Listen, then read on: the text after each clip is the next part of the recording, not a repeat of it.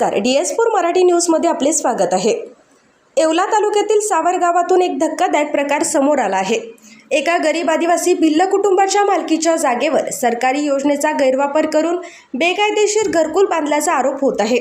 या अन्यायाविरुद्ध आता एकलव्य संघटना आक्रमक झाली असून दोषींवर कारवाईची मागणी करत संघटनेचे पदाधिकारी तहसील कार्यालयासमोर आमरण उपोषणाला बसले आहेत। येवला तालुक्यातील सावरगाव येथील सुमनबाई लोखंडे आणि नवनाथ लोखंडे या आदिवासी कुटुंबाची 10 गुंठे खाजगी जागा आहे। मात्र हे कुटुंब काही कामानिमित्त बाहेर गावी गेले असता गावातील सुनील तिवारी यांनी स्थानिक ग्रामसेवक, सरपंच आणि अभियंत्यांशी संगनमत करून या जागेवर पंतप्रधान घरकुल योजनेचे बेकायदेशीर बांधकाम सुरू केले। विशेष म्हणजे जेव्हा पीडित कुटुंबाने या प्रकाराला विरोध केला तेव्हा त्यांना जातीवाचक शिवीगाळ करत जीवे मारण्याची धमकी देण्यात आल्याचा गंभीर आरोप पीडिताने केला आहे। आपली हक्काची जमीन हडपणाऱ्या आणि प्रशासकीय यंत्रणेचा गैरवापर करणाऱ्या या टोळीविरुद्ध आता एकलव्य संघटना मैदानात उतरली आहे। एकलव्य संघटनेचे उत्तर महाराष्ट्र उपाध्यक्ष अजित पवार यांच्या नेतृत्वाखाली या प्रकरणाचा निषेध नोंदवण्यात आला आहे। प्रशासनाला दिलेल्या निवेदनात या प्रकरणात सामील असलेल्या ग्रामसेवक, सरपंच आणि संबंधित अभियंत्यावर तातडीने अॅट्रॉसिटी कायद्याअंतर्गत गुन्हा दाखल करण्याची मागणी करण्यात आली आहे। तसेच शासकीय निधीची अफरातफर केल्याप्रकरणी कायदेशीर कारवाईची मागणी होत आहे। गोरख आबा पवार आणि भाऊलाल महाराज काकड यांनीही या आंदोलनाला आपला पाठिंबा दर्शवला असून जोपर्यंत दोषींवर कठोर कारवाई होत नाही आणि पीडित कुटुंबाला न्याय मिळत नाही तोपर्यंत हे उपोषण मागे घेतले जाणार नाही असा पवित्रा संघटनेने घेतला आहे। सरकारी योजनांचा फायदा घेऊन गरीब आदिवासींची जमीन बळकावणाऱ्या या प्रकरणाने येवल्यात खळबळ उडाली आहे। आता प्रशासन या प्रकरणात काय भूमिका घेते आणि दोषींवर कोणती कारवाई होते याकडे सर्वांचे लक्ष लागले आहे। DS4 मराठी न्यूजसाठी दीपक सोनवणे, येवला। लोखंडे, राहणार सावरगाव। माझ्या जागेवर बेकायदेशीर घरकुल बांधून शासनाची फसवणूक केली आणि अतिक्रमण केलं। मला न्याय मिळावा यासाठी मी पोलीस स्टेशन, तहसील, प्रांत यांना अर्ज दिले, BDO साहेबांना अर्ज दिले, पण मग माझी कोणतीही दखल नाही घेतल्यामुळं मला या उपोषणाला बसावं लागलं। हे बघा, हो, सकाळपासून आम्ही इथं उपोषणाला बसलो तर कोणीच यायचा पत्ता नाही, कोणच अधिकारी आम्हाला विचारायला नाही आला, काय आलाच नाही आला। काही न्याय म्हणून काही माणसं राहिले का नाही या जमान्यामध्ये? न्याय द्यायला पाहिजे ना काहीतरी। हां, काही या साहेबांना काहीतरी फोन बिन आलं का दबाव आला? हां, हे आमच्याकडे येऊन पाहिजे ना, म्हणा ना आम्हाला। आमचं स्वतःचं असून हिसकून घेऊ राहिले लोक, यांना पटतं काही पटतं का सांगा बरं? हां, आम्ही पहिले चूट पोलीस स्टेशनला गेलो होतो, त्या दिवशी बी नाही आम्हाला हे केलं, त्या दिवशी हे करून दिलं। आणि तिथं आम्ही 2-4 जण पुतणे चुलते काही उभे राहिले तर घाईघाई पोलीस आले उचकून द्यायला। भाऊ, हे चांगलं नाही, अन्याय करू नका बिलांवर तुम्ही। जर त्यांनी आमचं हे अन्यायचं नाही हे केलं, त्यांनी जर हे केलं नाही, ठेवलं नाही आमच्या याचं वाला, आज आमचं संध्याकाळपर्यंत जर काही निर्णय झाला नाही तर आम्ही उपोषण धरल्याशिवाय राहणार नाही।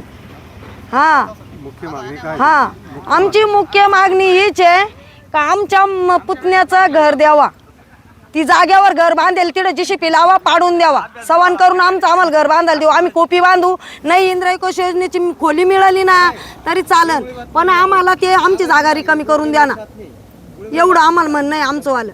आमचं काही दुसरं म्हणणं नाही का आम्ही काही याचं त्याचं म्हणून, आम्ही काही कोणा म्हणून कामं नाही करू राहिलो।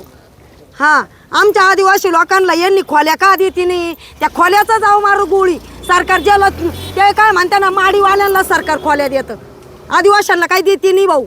असे कागद सांगा त्या, हे नाही ते नाही ते नाही, आई मेली बाप मेला दाखी त्या, हे साहेब म्हणतो त्याच्या फाईल एक दिवस हप्त्यात आम्हाला संध्याकाळपर्यंत चक्र मारता मारता आमच्या टेबलवर देता देता त्या जीव जातो। काय सांगा त्या, 40 रुपये भाडं खर्चून यावं लागतं सावरगाववरून येवल्याला। हे म्हणतो तिडं नाही झालं, ठरावणी दिला, एक दिवस गरम शक्य तलट येत नाही, तलट आला तर सर्कल येत नाही। आता काय सांगावं आमच्या गावची तारा सांगा? आणि आम्हाला काय, आम्ही काय राजकारण नाही करू राहिलो, आम्ही जी परिस्थिती तीच सांगू राहिलो, काय खोटं काटं काय बोलू नाही राहिलो आम्ही। आमच्या गावातील हे रहिवासी आहे आमचे नवनाथ सकारिम लोखंडे म्हणून, तर त्यांच्या जागेवर गावातल्या एका व्यक्तीनं त्या ठिकाणी घर बांधलेलं आहे। घर बांधायचं असताना त्यांना काही स्वतःच्या पैशातून नाही बांधलेलं, ते घरसुद्धा त्या ठिकाणी शासकीय योजनेतून, घरकुल योजनेतून ते घर त्या ठिकाणी बांधलेलं आहे। आणि म्हणून त्या जागेवर ज्यांच्या जागेवर त्यांनी घर बांधलेलं आहे म्हणून त्यांनी त्या ठिकाणी आपल्या जागेवर दुसऱ्याने कोणीतरी घर बांधलं आहे, त्याकरता त्या ठिकाणी ते आपल्या स्वतःच्या जागेवर गेलेले असताना देखील त्यांच्यावर त्या ठिकाणी त्या दिवशी अन्याय झालेला आहे. वेगवेगळ्या प्रकारची यंत्रणा त्या ठिकाणी आणण्यात आली, त्यांच्यावर दाबदबाव करून त्यांना त्या ठिकाणी माघारी पाठवण्यात आलं आणि म्हणून त्यांनी आपल्या पत्रातून अर्जातून व्हिडिओपर्यंत ग्रामपंचायतीमध्ये ग्रामसभेमध्ये सुद्धा तो विषय त्या ठिकाणी घेतला की माझ्या जागेवर त्या ठिकाणी दुसऱ्या व्यक्तीनं घर त्या ठिकाणी बांधलेलं आहे, तर त्यांना त्या ठिकाणी ती घरं त्या ठिकाणी सोडून द्यावं, माझी जागा मला त्या ठिकाणी द्यावी म्हणून त्या ठिकाणी त्यांनी अर्ज वगैरे केले. ग्रामसभेत मुद्दा मांडला, पण त्याच्यावर कोणत्याही शासकीय अधिकाऱ्यांनी कर्मचाऱ्यांनी त्यावर दखल घेतलेली नाही. म्हणून आज अशी परिस्थिती झाली की त्यांना आमरण उपोषण करण्याची वेळ आलेली आहे. म्हणून आम्ही सर्व ग्रामस्थ बांधव त्यांच्या पाठीशी आहे. आमच्या सावरगावमध्ये अनेक त्या ठिकाणी आदिवासी बांधव असेल, सर्वसामान्य जनतेवर हा अन्याय अनेक वेळा त्या ठिकाणी होत असतो. राजकीय नेते या अधिकाऱ्यांना ताब्यात घेऊन दाबदबाव देऊन पैसे देऊन त्या ठिकाणी अशी अन्यायकारक कामं त्या ठिकाणी करत असतात. पण आता मी तुमच्या मीडियाच्या माध्यमातून आम्ही या ठिकाणी सांगतो की आज या ठिकाणी उपोषणाला बसलं, आतापर्यंत कोणताच अधिकारी त्यांनी या ठिकाणी येऊन दिला नाही. मग त्या ठिकाणी काय येऊन दिला नाही याचंही त्या ठिकाणी शासकीय अधिकाऱ्यांनी आल्याच्या नंतर त्या उत्तर द्यावं. आम्ही काय त्या ठिकाणी योग्य ते कारण त्यांनी सांगावं की आम्ही काही कामात असेल का काय. आणि मला तरी वाटतं जर खरंच योग्य जर कारण जर पाहिजे असेल तर या अधिकाऱ्यांची पहिले मोबाईल यांच्या रेकॉर्डिंग तपासा की यांना कोणत्या राजकीय लोकांचे फोन येतं म्हणून. त्यावेळेस खरं या सर्वसामान्य जनतेला न्याय भेटल्यासारखं होईल. कारण कागद करतात, येतात, जातात आणि कोणत्याही त्या ठिकाणी त्यांच्यावर दखल घेत नाही. आज सकाळपासून ही सगळी उपाशी मंडळी बसलेली आहे, यांनी सगळं काहीच खाल्लेलं नाही, पाणीसुद्धा पिलेलं नाही आणि सगळे तरी पण अजून एखादा त्यांचा साधासुद्धा कर्मचारी शिपाईसुद्धा इथपर्यंत येऊ शकला नाही. ही खरंच दुर्दैवाची त्या ठिकाणी गोष्ट आहे. शासनानं सुद्धा हे बघितलं पाहिजे. आज सावरगावातल्या एका व्यक्तीवर झाला आहे असा अनेक गोरगरीबावरून अन्याय ज्या समाजामध्ये राज्यामध्ये आपल्या चालू असेल त्याच्यावर सुद्धा शासनानं त्या ठिकाणी दखल घेतली पाहिजे. आणि मला तरी वाटतं की भ्रष्टाचार मुक्त त्या ठिकाणी आपलं राज्य त्या ठिकाणी आपला देश त्या ठिकाणी झाला पाहिजे.